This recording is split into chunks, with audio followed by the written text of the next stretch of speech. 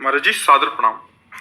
महाराज जी, अध्यात्म की तरफ चलते चलते अचानक मन विचलित सा हो जाता है, उल्टे से ख्याल आते हैं, नकारात्मक ऊर्जाएं उत्पन्न सी होती हैं महाराज। हाँ, वो चूंकि संसार का मनोरंजन उसको प्रिय लगता है, मन को मनमानी आचरण करना उसको प्रिय लगता है।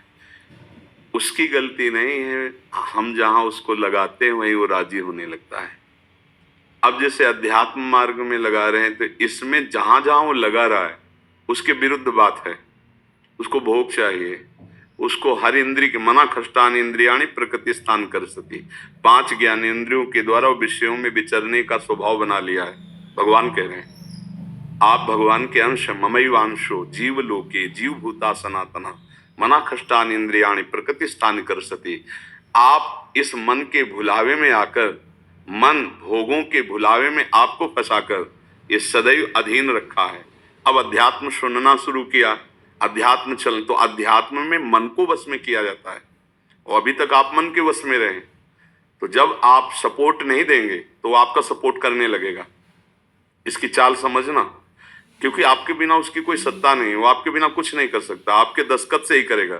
जैसे हमारा मन कह रहा है मैं देखूं, हम कह रहे नहीं देखना है, वो 100 बार कहेगा देखो, आप कहोगे नहीं ये देखो, अब वो लग जाएगा जिधर आप लगाओगे, पर वो कुछ समय तक लगेगा, फिर वो आपको वश में करने की कोशिश करेगा और वो जब आप ना करेंगे तो आपको जलाएगा।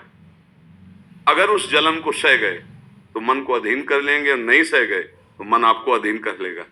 ये खेल चल रहा है, प्रायः सब मन के अधीन ही होते हैं। मन को कोई चेला बनाने वही सच्चा गुरु, दूसरों को तो चेला बनाना सहज है, मन को जो चेला बना ले वही सच्चा गुरु।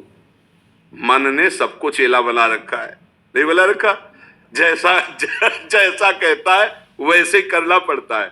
और बड़ा बात यह है कि मन को हम जैसा कहें शास्त्र आज्ञा से वैसा चला ले सो महात्मा, वही गुरु, वही भक्त।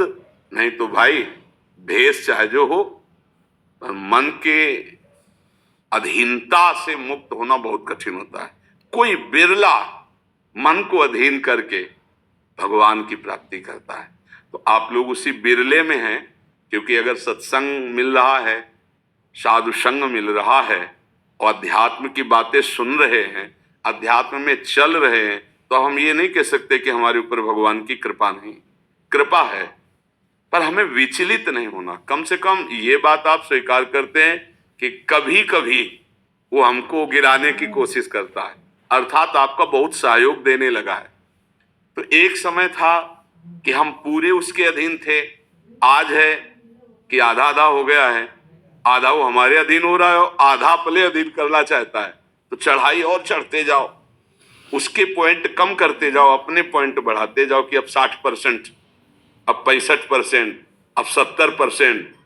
फिर जिस दिन 100% तो तुम्हारे अधीन हो गया, उसी दिन भगवान के आनंद का जो स्वरूप है वो प्रकाशित कर देगा।